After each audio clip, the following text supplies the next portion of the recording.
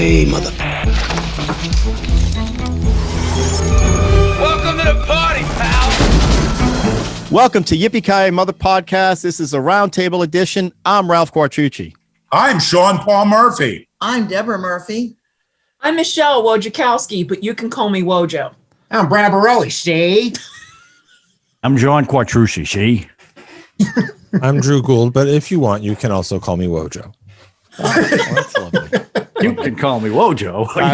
You can call me Wojo. Or you can... And who are so, before we get started... Inform not. You didn't introduce yourself. Who didn't? You. You. First thing I said is I'm Ralph Quartucci. Oh, you did? Yeah. Let's do it. Sorry, I didn't do it shticky, though, like you guys. So, I mean, that's probably what confused me. Ralph, before you say anything, can I just say one thing, please? Yes, please. Richard Donner died yesterday. I was going to bring it up, but go Big ahead. loss. And as everyone out there knows, I am a huge Superman, the motion picture fan. He did a lot of great stuff. I had no idea he was 91 years old. When I found that out, I was actually shocked. But made a lot of great films: Lethal Weapon, The Goonies, The Omen, and from what I understand, a really good guy. But again, for me, when I think of Richard Donner, I think of Superman, and we actually did a show on that, which I'll put in the link underneath. But all these Marvel movies and DC movies wouldn't exist if Donner didn't do what he did with Superman. First time they ever took it seriously. So rest in peace, Richard Donner. Yeah, and his commentaries are pretty good. Like that. Yeah.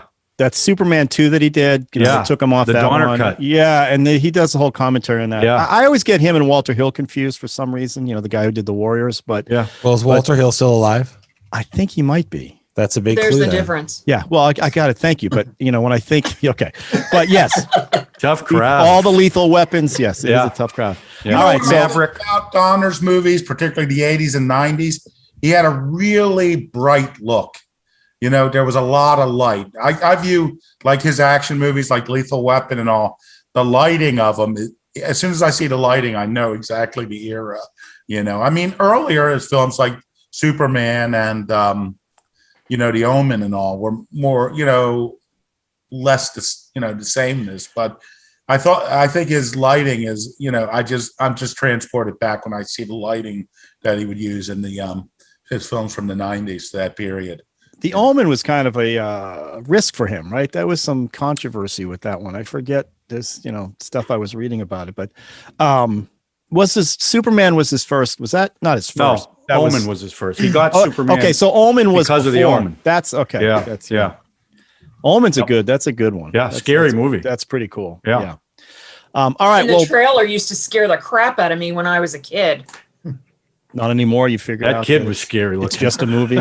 It's only That a movie. kid was scary. Yeah, You know what was an movie. even more scary Damien. trailer when we were growing up, and then I'll let you take over with the gangster movies. But when we were growing up, Brad and I joke, the movie It's Alive, terrifying trailer when you're a little kid. Terrifying. I watched that movie and as an adult and couldn't stop laughing. It's so bad. Okay. Yeah. Well, Omen was, there's some scenes that's one scene where the woman hangs herself at the birthday party. Yeah. I mean, there's for a lot you, Damien, for you. Yeah. There's a lot of cool stuff in that one. All right. Well, yes, our themes today are gangster films. Now, there's a bit of a confusion. Are mafia films gangster films? Yeah. They're mafia. I think John was questioning that. Maybe Drew, maybe John. I forget who. Whether as a mafia film, a gangster film. I said yes because, I mean, man, we did Donnie Brasco. That's a gangster film. That's my movie I brought today. What are you doing? What? I'm just kidding. Sorry, didn't mean to. Spoiler alert. All right, so we're establishing that mafia movies are gangster films. Well, no, you guys are establishing that. I am not. So The Godfather's not about gangsters. No, it is about. But when you tell me gangster film, a certain thing pops into my head. I know, and it's Jimmy Mafia, right. Another thing pops into my head, and they're not cross currents. So that's why I look at them differently. Okay. Well, the Godfather movies are about family, like the Fast and the Furious movies. Exactly. How dare you put Great call out, Drew. Well, I don't know. I would put Godfather 3 in the same category as Fast and Furious films. Yeah, I've seen more Fast and Furious films than I've seen Godfather 3, so I can't speak to that. You know what? Godfather 3 gets it's much maligned, and then frankly, it deserves it. But it's not that bad. I mean, the mistake he made is putting his daughter in there. That was the biggest. Look, if the other two movies didn't exist, it would have been a decent movie. But when you compare it to the first, Well, you two, can't. right? I mean, but that's what I mean. That's why I it know. took such bad hits. I mean, so. All right. Well, that's how we'll start this premise. So let's start with Sean and Debbie. What's your gangster film that you brought to the table? Well, we brought a separate one. You want me to go first? Yeah, go ahead. Well, I'm going to go with, well, of course, my favorite gangster film is Godfather 1. My second favorite gangster film is Godfather 2. My third is Goodfellas, but I wouldn't bring any of those because I think those all deserve a special episode, a solo episode. It's funny. You find you like Godfather 1 better than Godfather 2? Well, as a gangster film, I like Godfather 1 because it's more action oriented. As a regular film, as a character study, Godfather 2 is probably the better of the films. Yeah. Okay. Yeah, I think it's a better film, but they're both. As an action film, I don't think Godfather 2 would have been as successful if it was the first film released, if it had that kind of tone. I think people accepted the tone of the second film because of, all the shooting and all of the first film. Well, those characters were beloved as gangsters. Okay. So what did you actually bring then? I brought in 1980s The Long Good Friday. Oh. I think it is easily the best British gangster film ever made. It's an absolute We'll see about that. terrific film. John McKenzie, who's done like Fourth Protocol and all. But, you don't look at it. You don't say, well, this is a John McKenzie film and it's Barry. I forgot the screenwriter. This was his only feature. I mean, what's a John McKenzie film? What's another John McKenzie film that we would know? Fourth Protocol. Okay. And like I said, that we would know. Yeah. Well, to me, I like that film. So, okay. But part of that's what I mean. This film stands out in the careers of everyone involved, except maybe Bob Hoskins. This is the film that made Bob Hoskins a star. He had been in some TV series. Yeah. But him as this gangster, he was freaking unbelievable. It's a fantastic film. Yeah. He's a short guy. He's built like a barrel, balding, and he is completely tough, but it's a very complex performance, because he's a guy who views himself as a businessman, but he's really an animal. But he's also very sentimental. He can be very vulnerable, and but it's a towering performance. I mean, it made him a star. It made this short, kind of heavy-set British man like a leading man. Well, don't you think Roger Rabbit made him a superstar? Like he would never have gotten Roger. That's not I know, but he became a mainstream superstar with Roger Rabbit. Yeah. Absolutely. Yeah, but he wouldn't have got Roger Rabbit if he wasn't like Mona Lisa. Yeah. Right. He wouldn't have got Roger Rabbit without doing those other films. That's true. So but this, the film is at times extremely brutal. And let me just summarize the plot. Bob Hoskins plays a British gangster who has been the boss of London underworld for about 10 years. And this is the Thatcher boom. And he's acquired all this waterfront property, and he's doing a huge industrial development that he feels will reestablish London as the world capital. And over this weekend, he's planning to finance it in part with mafia money. So he has guest, a mafia leader coming over to look at it. And it looks great. And it's Easter weekend, obviously the Long Good Friday. And suddenly his world just completely falls apart. His limousine is blown up. A pub he restored is blown up. There's a bomb in one of his casinos. Yeah, every time he pulled up, something blew up. Every time everywhere he went, something was blown. Right, he's showing as the business partner that he brought in. They pull up, the pub blows up. Everything is gone. Yeah, so it's like everyone, and he has no idea. He's assuming he's battling that's one of his previous underworld rivals who he's got all cowed. There's a great scene where he calls and all of his rivals. He has them hanging upside down on meat hooks. Yeah, they show that. That's in the trailer. That's a fabulous scene, but ultimately he discovers he's battling the IRA because of a misunderstanding. That's right. Yeah, and he thinks he can just beat them, and even his police connections are like, the government's been fighting them for 60 years, and we can't beat them. You just can't go in and beat them, and and really, probably the best film is at the end. The best scene in the film is at the end when he realizes that he's been captured and that he's going to die. And it's this long shot. The movie has a great theme song that goes throughout it.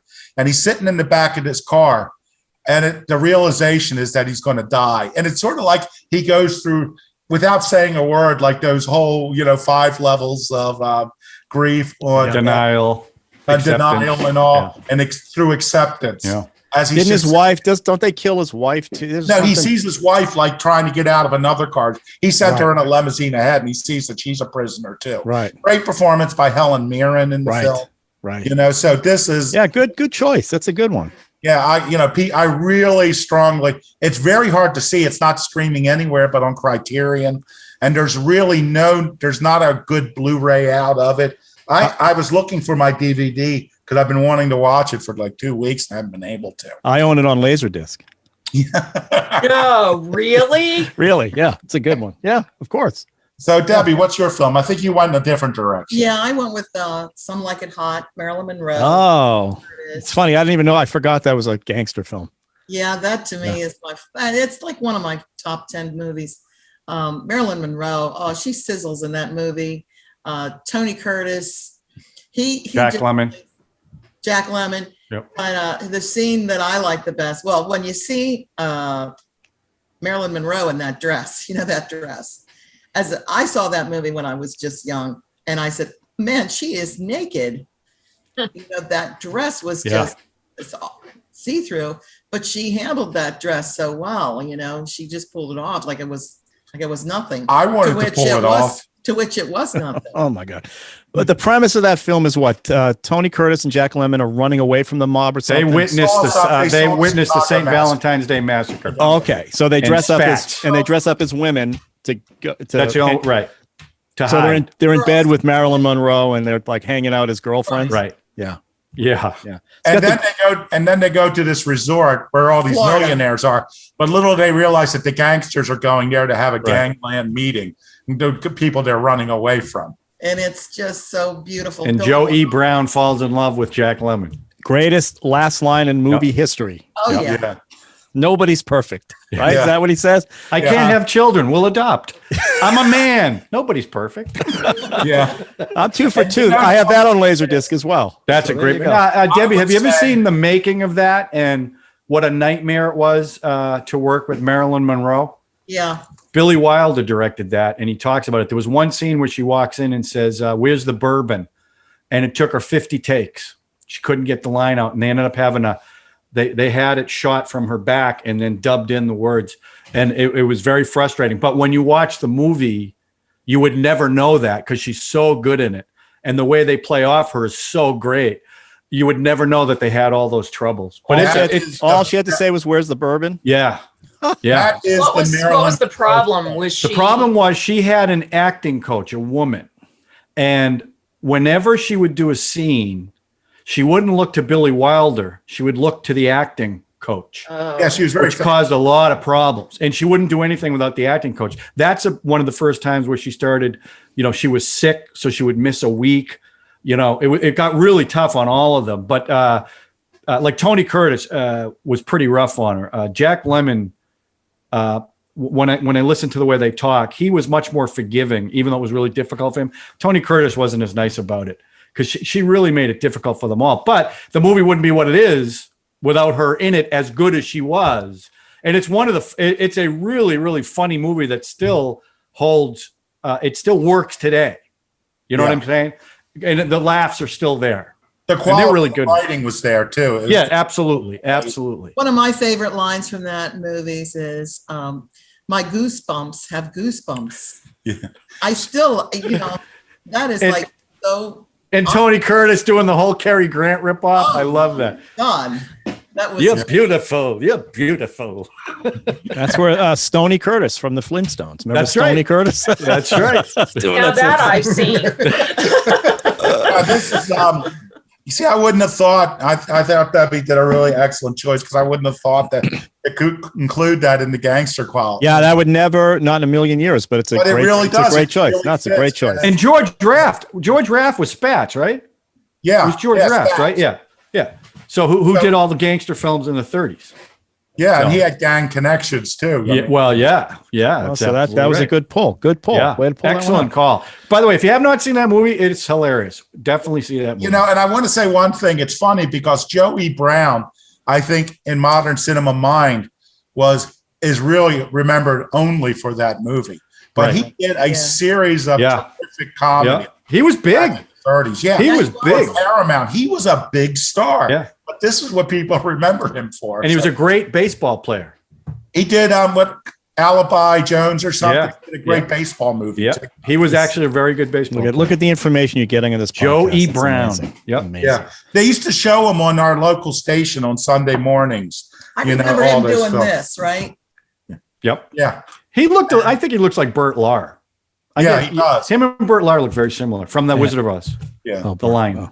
Oh, the line. Okay. All right. For those Uh, who did not know that. Anything else, Debbie, on that one? Or Oh, that's about it. I just All thought right. it was Excellent choice. James Cagney. I'm sorry, John Quattrucci. What do you got? Well, I went a different route. And so let me tell you what I did. When I think of gangster movies, I think of Tommy guns. I think of gun malls. I think of black and white. I think of Humphrey Bogart. I think of Jimmy Cagney.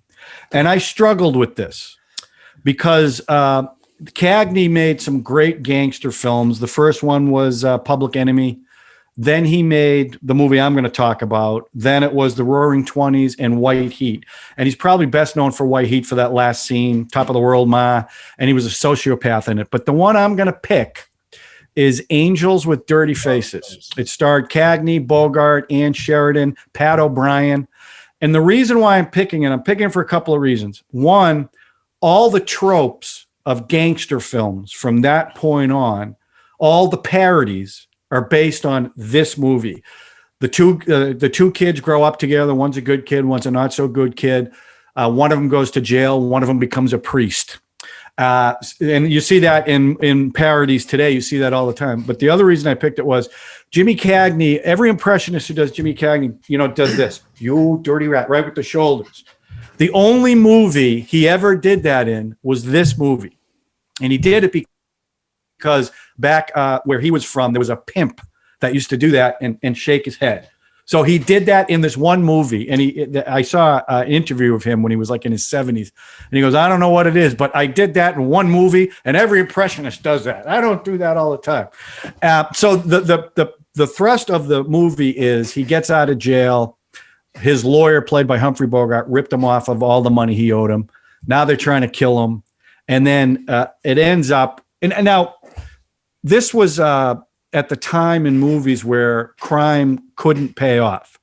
So if you committed a crime in the movies in the 30s, you had to pay the price for it. So this was really the first movie where it was the hoodlum with the heart of gold, because he kills a lot of people in this movie. So he's not a nice guy, but they do it in a way. Oh, I'm sorry. Let me backtrack a little bit. This also featured the Dead End Kids, who became the Bowery Boys, who had their own movies. And their whole reason why they were there, they were juvenile delinquents who looked up to Jimmy Cagney as their idol. He was amazing, with all the money, and he was tough and all this stuff. Well, at the end, these guys that are trying to kill him are going to kill his priest friend. So once he knows that's going to happen, he turns on them, kills the people that are going to kill the priest. Now the cops surround him. And the famous scene is at the end, he's walking to the electric chair. Again, the trope of walking down the hallway to the electric chair. And the priest says to him, these kids idolize you. Will you pretend to be afraid? And Cagney's like, I'm not going to do that. He's going to spit in all the cops' eyes and all this other stuff. He goes, you can't ask me to do that. He goes, these kids worship you. He goes, no, I'm not going to do it. And the way they shot this was just fantastic. So the camera's on Pat O'Brien's face. And all of a sudden you hear Cagney's voice. No, I don't want to die. I don't want to die. And the way they shot it, all you could see is a shadow. The only time you could see him, his hand was clutching onto a radiator as the cops are trying to pull him away. So he ends up doing that. And Pat O'Brien's saying a prayer and there's a little tear down his eye. And then the next scene is all the newspapers calling. His name was Rocky Sullivan, calling him a coward. He was yellow. And the whole question about the movie was he a coward or did he just pretend? And when Cagney was asked about it, he wouldn't give a definitive answer because he said, I want the audience to decide if he really was a coward or not. But Cagney, you know, this was 39. 39. This was at the height of Cagney's career. He's so good in it and so likable. And the other thing, and this is like Sean just said, that you can't find this movie anywhere. I had to find it online for some obscure site. No streaming service had it.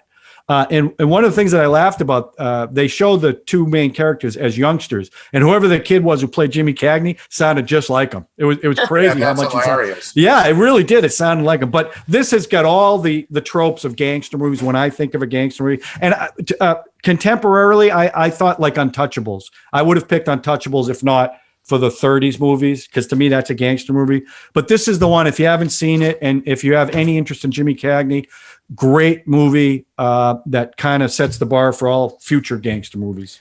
I'm going to bring up another cartoon. The only thing I knew about Cagney was that the gangsters and Bugs Bunny. You know those two guys. They're gangsters. One was Edward G. Robinson. Oh, is that what that was? Yeah. I just go down the we're bank. going to get the rabbit. We're going to get him. See, yeah. So, yeah, I've never Has seen anyone that seen film. it, by the way? Has I anyone have. seen it? Oh yeah, I okay. loved it. We actually had the DVD, but Debbie gave. I got the Warner Brothers Gangster box. Debbie gave Angels with Dirty Faces to some of the kids at our church. Oh man, we have. Oh, son of a. Hey, they wrote a gangster movie. So Debbie's like, here, take a look at this. Take a one. look at this, but you know, wow. Never got it back. never got it back. Wow. No. Damn kids at church. Damn gangsters stole it from you. Really good. They wrote a really good screenplay. It was called Blood Brothers, Yeah, and it was about Blood Brothers. faces. I mean, it was like it was similar. Similar. One goes good, their one goes screenplay. bad. But So they were then- ripping it off without knowing it. Yeah, That's the trope, though. Well, they watched it. You said did they Johnny watch it? Dangerously. yeah, they did watch it. Yeah. They appreciated Vestiges. it. Shut up, Yeah. shutting up, You kid. fucking passages. Shut up, shutting You up, ice kid. a hole. All right. I want to see, if I can, I want to jump in and tell one Jimmy Cagney story that I heard on a commentary track. Because I always viewed these old Hollywood actors of not really being about the craft of acting. Like the actors that came up after Marlon Brando. But on the Mr. Roberts, another great movie, Mr. Roberts, That is a good one. Oh my god. soundtrack. Jack Lemmon's talking. He gives a sporadic thing. It's like he only talks periodically. But one thing he was talking about was, what an arrogant actor he was. Jack Lemmon, who was in Some Like It Hot, and how he'd get bored. He was doing a lot of live TV, and he would get bored with the roles. And one role, he said, what he did was he decided to play it left-handed because he was right-handed, just to give himself a challenge. So when he goes up to, when he's getting ready to meet, he didn't want to meet Jimmy Cagney. Well, Ford didn't want him to meet Cagney till their first scene. So when he walks in for his first scene with Jimmy Cagney extends his hand and says, "Good to meet you, Lemon. Still pretending to be left-handed." So Jimmy Cagney had seen the TV show and could tell that he was faking it, But you don't think that a guy like Cagney would be paying attention to those details. I want to say one more thing about those movies because it changed in this movie. They used to use live ammunition with the Tommy guns. Yeah. So they would have a marksman come in and shoot close to the actors. And Oh my okay, so in Angel with God. Dirty Faces, Cagney said, "Look, this doesn't seem right. So why don't we do it as a process shot?" And they said, "Fine, we'll shoot you process. We'll have the guy do it." And the guy shot through the windows, and right where Cagney's head was, a big piece of shrapnel came out right where his head was. So they stopped using live ammo. Jeez. But there are Smart movies where move. they use. Yeah, isn't that crazy? That's insane. By the way, I was Ensign Pulver in Mr. Roberts the play. I'm just letting you guys know that. That's the Oh, I best see role. That is the best role. Yeah. I'm just telling you. Yeah. Okay. all right. Wojo and Brad, what do you got? We were going to each pick a movie, but then I started watching what he had chosen. And I said, I really like this one better than the one I was going to pick. So go ahead, Oh, Brad. what were take you it. going to? Well, what were you going to pick? Yeah, I was going to pick Tom Hanks in Road to Perdition. Oh, that's good. yeah. Great. Great pick. But Paul Newman's I- in that, who's Yeah. also in Slapshot. One of his Okay. last. It's all related. Oh, darn. We couldn't talk about that more. huh? oh, rats. So we ended up, so my choice was A Bronx Tale. with Ah, Chaz oh. Palminteri and Robert De Niro. Excellent. Yeah. Really a good movie. More along the realistic side, like kind of like a Donnie Brasco was. So the quick story of it is that 9-year-old boy, Robert De Niro's son, 9-year-old boy, Calogero, I think is his name. Colosio. We were just gonna call him C because that's what he got called. So he's sitting out on his front stoop in the Bronx and sees Chaz Palminteri, Sonny, Gangster, shoot somebody right in front of him in the street over what looks like a argument over a parking space. And the boy's father is Robert De Niro, who amazingly is not a gangster, is not a monster in this movie. But he is Robert De Niro movie. But I love that because he's so good in this. Really, He also directed it, right? He directed. Yeah. Who directed? Chaz? De Niro directed. Robert De Niro. Oh, I thought Chaz. Chaz Palminteri He wrote it. He wrote it. Yeah. Okay. Actually, it's actually based on his life. Right. Yeah. Actually, he and De Niro wrote the screenplay. This came out in 93, but this is based on Chaz Palminteri's play. It was a one-man play by the same name, A Bronx Tale. And in 1990, De Niro saw it and wanted to get the rights to it because he wanted to make his directorial debut with this movie. So they worked on the script together because Palminteri wanted it more closely to align what his one-man show was. And it's actually based on something that actually happened to him when he was a kid. And in fact, his birth name is Calogero. Yeah. Oh, really? Yes. Yeah. And something else that's interesting, we'll talk more about the actual movie, but something that's interesting about the movie in and of itself is it makes Chaz, okay, so Chaz Palminteri first did the one-man show, then it was made into a film. Then in 2020, it was a musical on Broadway. And he came on, he didn't play the part, bless you. He didn't play the part in every show, but he played it a number of times. So as a result, he holds it's not even a record, but he is the only person to have appeared in a play of the show, the movie of the show, and the Broadway musical of the same show, playing the same character. So that's pretty cool. But De Niro is just fabulous in this. Chaz Palminteri is fantastic. The guy who plays C, he was a boy at the time, 17, was Lilo Brancato. Yeah. And he was really good in the role. But then he unfortunately got into drugs and there's a great documentary on that guy. I'm sure. Yeah. And then he actually in the early, probably around 2004, 2005, he was with someone else who killed a police officer. So then he went to prison for a while and he supposedly has been trying to make a comeback, has supposedly gotten his stuff together, said he's been clean and sober. Yeah, that was his first role, right? That was his first role. And he was great in it. And De Niro was good, but De Niro, it was Chaz Palminteri's picture and the kid's picture. Oh, absolutely. I mean, absolutely, without a doubt. The performances were great. What I love about that movie is they humanize the mob boss, right? Like a father figure to the kid. And then they do that graphic scene with the bikers when they're in the bar and they just wail on him. And it's like the contrast between the father figure and the gangster. It's like, and he saved the kid's life too. He ended up saving the kid's life. And he would, and Chaz Palminteri, he would, as Sonny, he would always, he kept saying stuff in front of Robert De Niro, like, well, my son, my kid, De Niro would say, he's not your son. He's not your kid. And he would be all nice to the guy, to, see the kid. But then there were times in which, like, he made sure that he let De Niro know, don't get out of line because I'll kill you. But at the same time, I really found it interesting because he really was looking out for the kid. He was. He really sort of did treat him like a father. And in the end, I found it fascinating that he and Robert De Niro really wanted the same thing for the kid. Yeah. Right. Because he did not want him to get into the mob. He's like, you're not cut out for this. I don't want you doing, And Sonny didn't want him in. That's the what I mob. mean. That's Oh, what I'm saying. okay. Sonny was, But then, well, of course, the De father Niro, was didn't right. want him to, but even Sonny kept saying that and was. And then De Niro paid his respects Of course, at he the ended up end. saving his life in the end. Yeah, Out of that car that ended And what he, up. Wow, what was the that line? was- Oh, Yeah. open the door. Always open the door for the girl. But there was something else he said. Oh, he said, if she opens the lock for you, then that's She's a if she keeper. doesn't do it, then you're done. Yeah. Dump her. Yeah, Dump her. yeah, that's right. and he That's said, great. really? Dumper? He said, dumper. That's the test. Yeah. Dumper. And And she he opened said, the door if and he you're lucky, you smiled. get 3 good women in your life. Right. But when she might be one unlocked of the good door, he ones. smiled. He had that little smile Yeah, on his face. yeah. It was great. Yeah, that's And a good actually, pull too. playing that role as the real little kid was Francis Capra, and he was in things like Veronica Mars.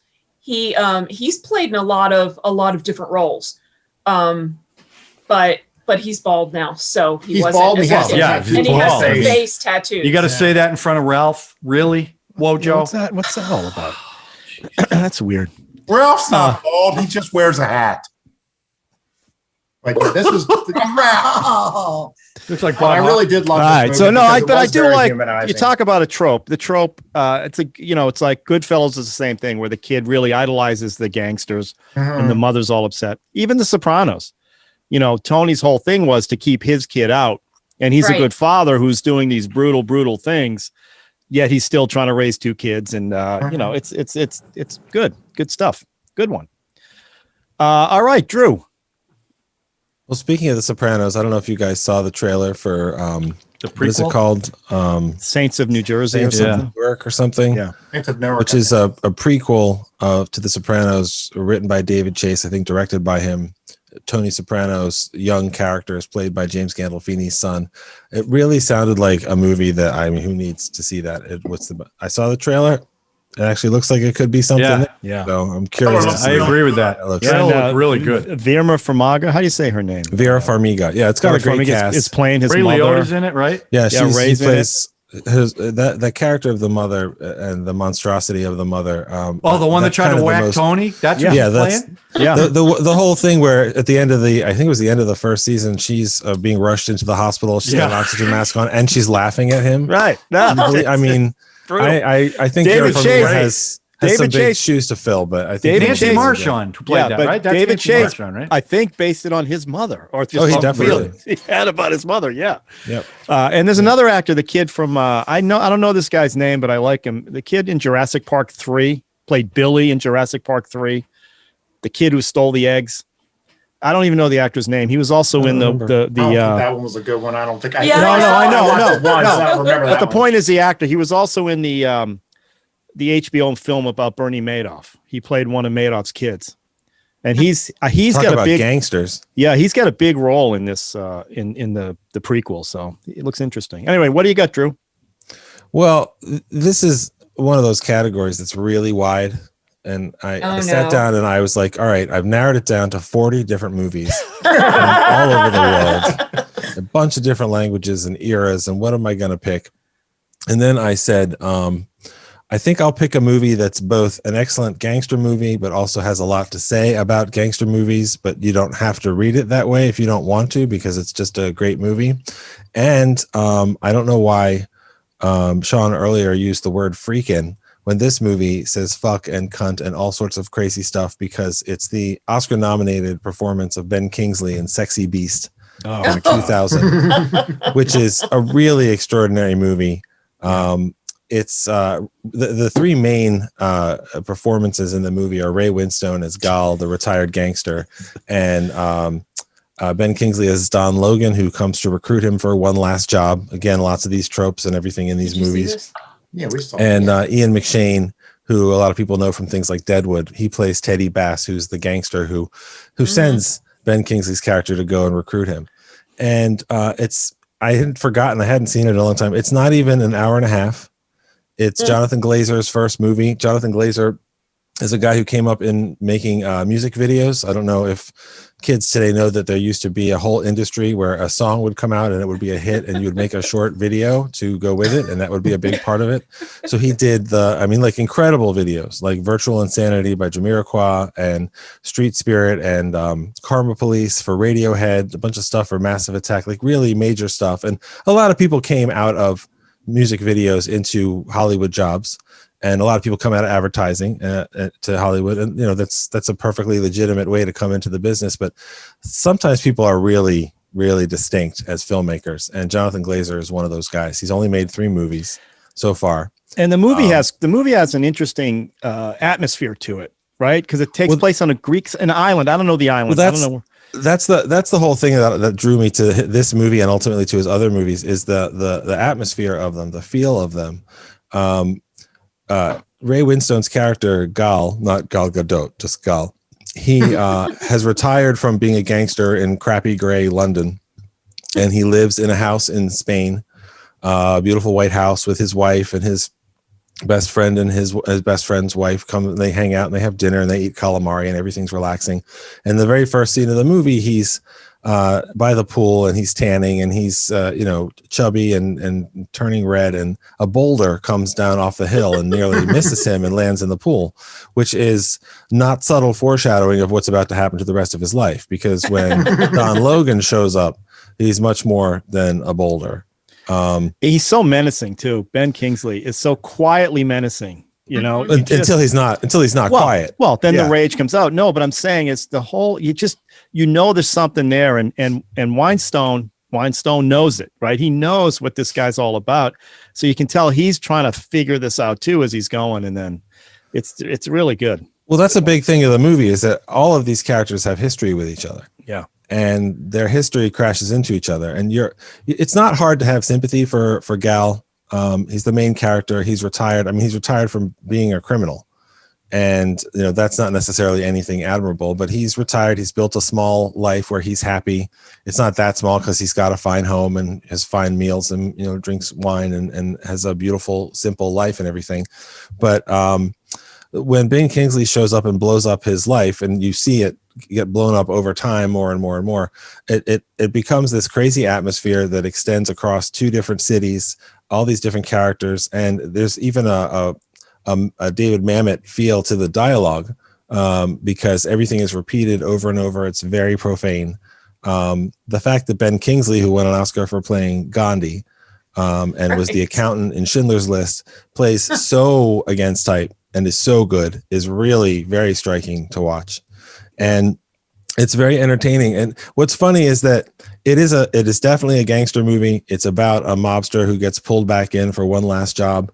What's funny is that the way that it plays with those expectations, like the whole thing is, why would you send Don Logan to go pick up Gal if Gal didn't have some skill that you needed? But the heist that they need him for is basically nonsense. I mean, there's no plan. There's no anything special. It's not like he turns out to be a safecracker. He might as well be the safecracker in Army of the Dead or something. It doesn't take any special skill to twiddle a knob type of thing, but it's even more ridiculous. Let's drill from a bathhouse into a bank vault, but let's not drain the pool because that would be easier. Exactly. And, I mean, like the whole thing is just ridiculous. But the thing that's really powerful about the movie, like Ralph mentioned, is the atmosphere. And with Jonathan Glazer's movies, either you'll get into that vibe as soon as it starts or you won't. His next movie was Birth, where Nicole Kidman plays a woman whose husband has died. And one day she's running in Central Park and a 10, 11-year-old kid stops her and says he's her husband reincarnated. And it is really disturbing and really well done because you really don't know what's going on. And I highly recommend that one. And then 10 years after that, Jonathan Glazer made what I think is so far his best movie, although both of them are excellent, which is Under the Skin, with Scarlett Johansson as a woman who's prowling around, I think it's Edinburgh, Scotland, picking up young men and then I guess processing them into food for aliens. And just describing that, it's based on a novel, which is an excellent novel, but when you see that movie, you go, that's a Jonathan Glazer movie. When you see this movie, you go, that's a Jonathan Glazer movie. And the other thing that's neat about the movie is that the 2 guys who wrote it also wrote the same year Gangster #1, which is another excellent British gangster movie. It was one of Paul Bettany's first roles, and it's famous it's very violent, but there's a scene where Paul Bettany beats a guy to death and there's blood everywhere and it's extremely violent and graphic, as you would expect in these movies, except you're the guy getting beaten to death. Paul Bettany is battering the camera, so you're the one whose blood is spraying on him. You're the one who's suffering. And it's like, that sounds, whoa, that's a lot. It's so immersive. It's really upsetting. It's really well done. So Sexy Beast still has all of its power. It's got a lot of stuff that's funny. It's got a lot of stuff that's crazy, and it's very, very, very, very profane. Well, and that's a good thing. Yeah, and we talked about Bob Hoskins earlier in the Long Good Friday, and him and Kingsley have kind of the same. They're very prideful guys. You can tell that there's a lot simmering under there, and a lot of it has to do with pride and how their people look at them, and it's how they're going to react to that, and why some of the actions they're doing is because of their own pride. Which, well, that's true. I mean, the most honest that Don Logan, that Ben Kingsley's character, is with other people in the whole movie is when he talks to himself in the mirror when he's shaving, and you realize how he as a person is so angry and broken and just wants to be loved and all these other things that you don't feel a lot of sympathy for him because he's so horrible. Yeah. And some of that feeds into the other thing in the movie, which is it's got some very surreal tendencies. It's not a surreal movie or a surrealist movie, but there are a couple of elements that you see for a moment or two that you're like, I don't know what is happening. And that's good because you don't know if it's a dream, if it's reality. As all the way to the end, I won't spoil anything, but there's just, it doesn't let up. And it's very satisfying. Yeah. And I mean, my God, Ben Kingsley, Ray Winstone, and Ian McShane alone are worth the price of admission. Yeah. It's funny that when I was researching Long Good Friday, I was actually trying to find it at a couple different sites. Mm-hmm. And every place I looked at for it and didn't find it, they would have people who looked for this also looked for Sexy Beast. It was like the second. No, that's what I mean. They're kind of the main characters are kind of similar. Yeah. There was one line I meant to mention this because it reminded me of the discussion that we had of Donnie Brasco and the stuff that Kenji Gallo, our guest, told us, and stuff that's familiar and across a lot of these movies. But there's a line where at first Don Logan is trying to convince Gal. It becomes violent after that, but he's trying to convince him, and he says how much money he's going to make, and then he says, it's not about the money with you and me, is it, Gal? It's the charge, it's the bolt, it's the buzz, it's the sheer fuck offness of it all. Am I right? And the sheer fuck offness, that freedom to be a gangster, that's what makes Don Logan the monster that he is, that's what Gal is trying to escape, that's what infuses all of these characters. I can do whatever I want. That's all of them. That's Tony Soprano. That's the Heat. That's a famous line in Heat. That's all those things. It's all about the juice. It's about the juice.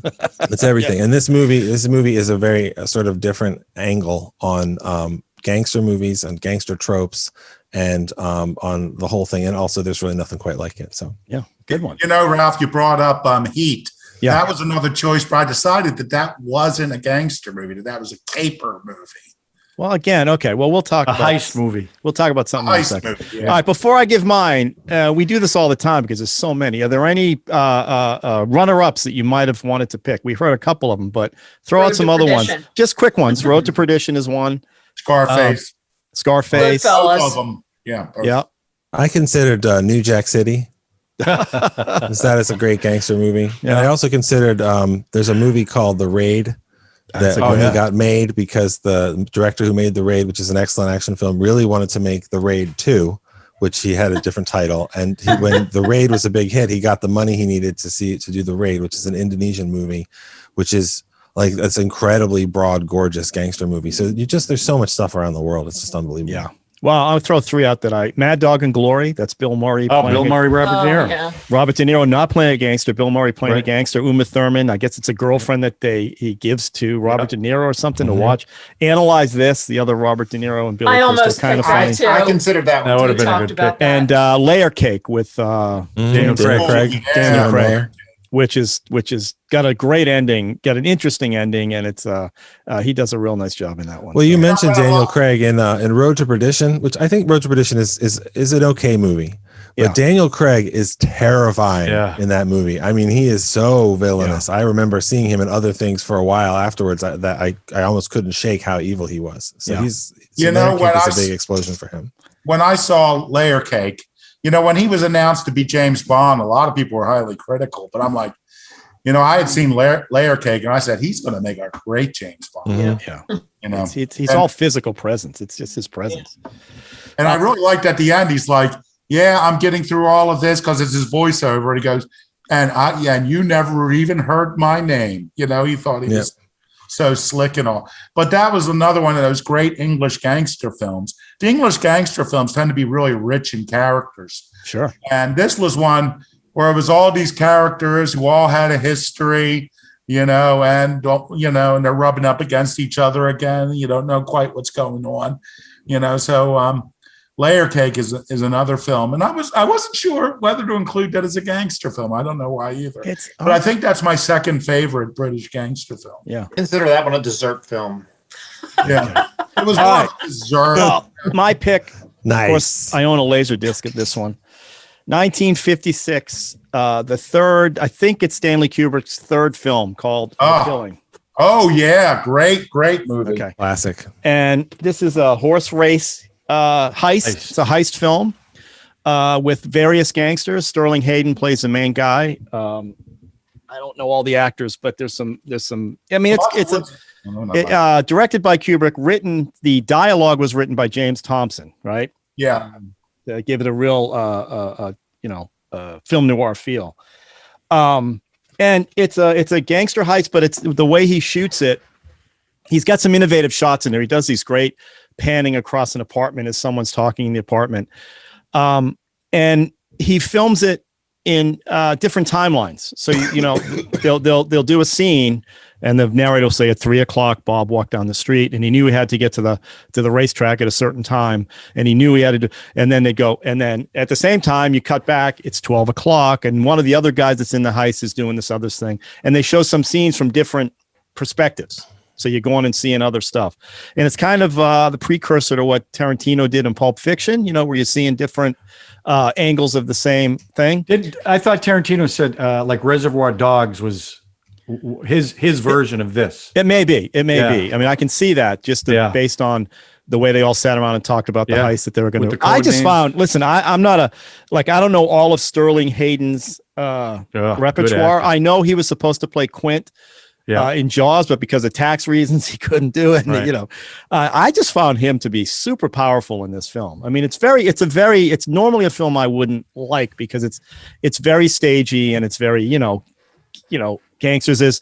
There's a guy, a little wimpy guy married to the mall, this blonde lady who's just abusing the shit out of him. Yeah, Alicia Cook's character. Okay, I don't know. Again, and gangster actor. And Vince Edwards is in it too. So she plays that woman's boyfriend, and George spills the beans to his wife, who then spills the beans to Edwards, and it's all how everybody's getting on each other.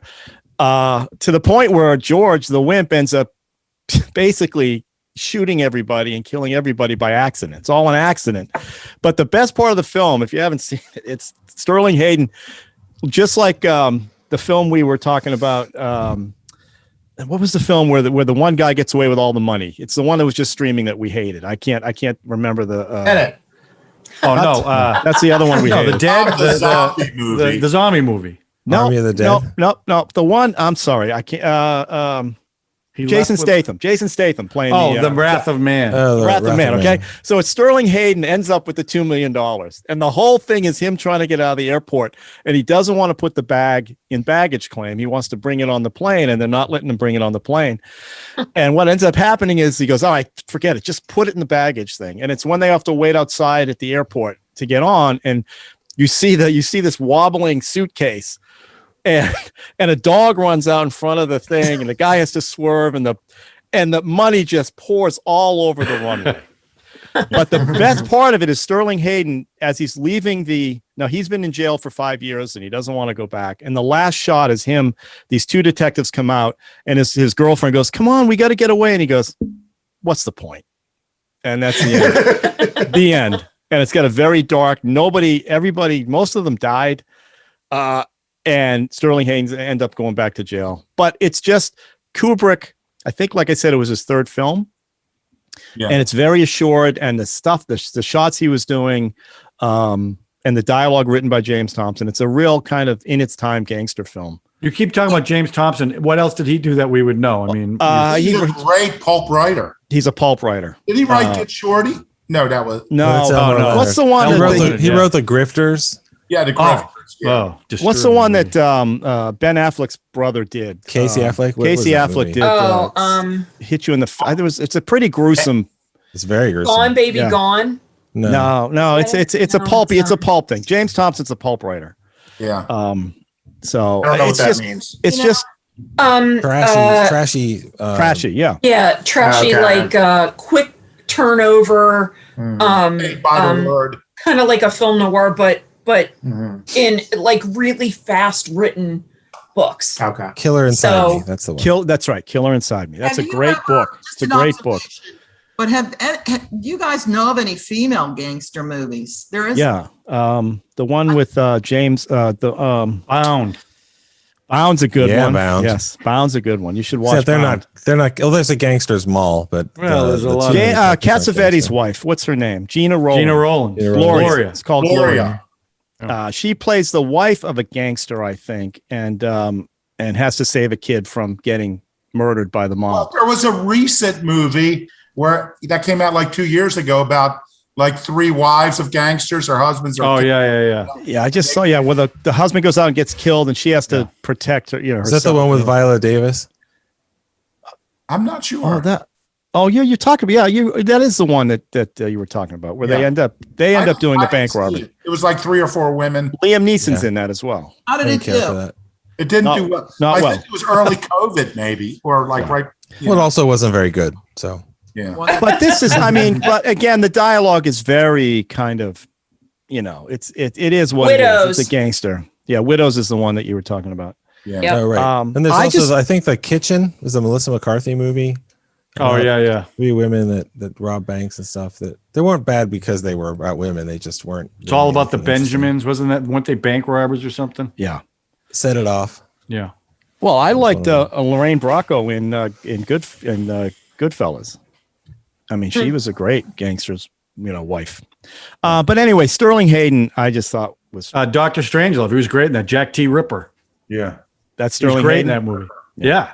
Well, He was the killing is also such a great film noir. Like there are movies that are the ultimate classic film noir where everybody is doomed, especially the lead character, by his own decisions, usually by a woman or doomed by someone else's woman, that sort of thing. And so you have this, and you have Point a Blank. Double Indemnity and Point Blank and all these movies, Key Largo, all these movies that are just, and this is like top of the form on so many different categories. One of the movies. It's best amazing. film noir films was a Sterling Hayden film, Crossfire, which we recently saw, where he's like this GI or who's like a violent, anti-Semite, who kills a guy, and they have to hunt him down, figure out who did it. Now, what I think would be a great movie I thought that was Robert Ryan. would be a It was vampire. Robert Ryan. Robert yeah. Young was in There is a vampire gangster film. And it was not a great film. What was No, it it wasn't. called Yeah, Innocent Blood. Anthony LaPaglia. Yeah. Yeah, he was good. And I always Anne enjoyed Parad. What's her name? Yeah. And Perio. Anne and, Perio. Yeah. And- La Femme the guy- Nikita. by that and the- guy and who killed those people. Actually, Anthony LaPaglia. What was that movie with Ali Sheedy? Oh, was it Father of the Bride, where he played the gangster? Yeah. He was great in that. I respect her very much. It was a comedy, but he was really good at it. Well, Married to the Mob with Married to Alec the Mob is another Baldwin. great And, one. I mean, Yeah. there's so many. They just anyway. Yeah. The Departed, another one. I think that's sort The of a gangster. Departed. The The Departed. Departed. Great Boston accents. The world needs more bartenders. We all talk like Cliff on Cheers. Every one of us. It's so good. Boy. All right. Well, that was listen. Most of these themes most of these categories are so rich. Like that's part of what makes this so fun, because it really does. Like half of these I wouldn't eat. Like Some Like It Hot, never would have thought about that as a gangster film. And it's just nice to hear all these other, especially when you start talking about ones we didn't even pick, because there's so many. It's so rich. So anyway, should we see what the next one's going to be? Oh, yeah. Heck. Very We got excited. 2 weeks to think about it. That's right. Good. All right, let's go. Let's go. Let's go.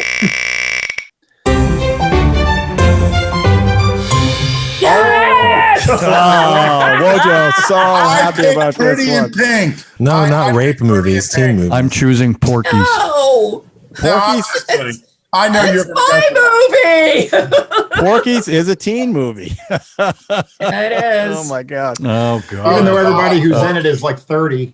That's Well, right. I mean, look at Greece. Everyone I in it know. who's 30. I mean, there's so many of those. Reform school girls, it is. Oh, Oh, Good one. Rock and Roll High School. Teen comedies. God. All right, well, here we talk go. about a rich Guys, you got a genre. couple weeks. You got a couple weeks to bring them in. So, Wow. Yeah, pick 'em and- well. The show's gonna be. I don't know what I'm gonna pick. It's just so distressing. I can't, can't bring- even imagine. I can't bring Booksmart. I'll have to find something else.